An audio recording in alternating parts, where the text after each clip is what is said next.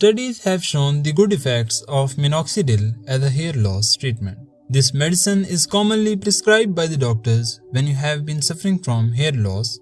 Regular use of minoxidil gives you new hair growth and overcome your hair loss.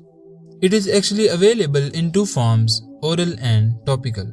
Oral minoxidil is taken in the form of a tablet which helps to treat androgenetic alopecia, telogen effluvium and other types of hair loss. It thickens the already present hairs and stimulates new hair growth by slowing down your hair loss.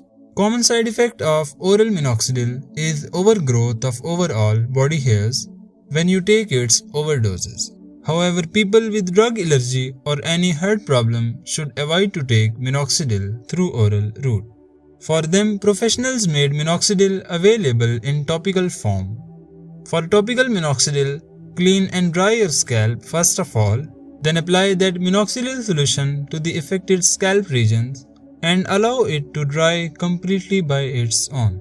This dilates your blood vessels and increases the blood flow around your hair follicles, increasing hair growth on the scalp and slowing down the balding process. It treats a common hereditary hair loss in both males and females.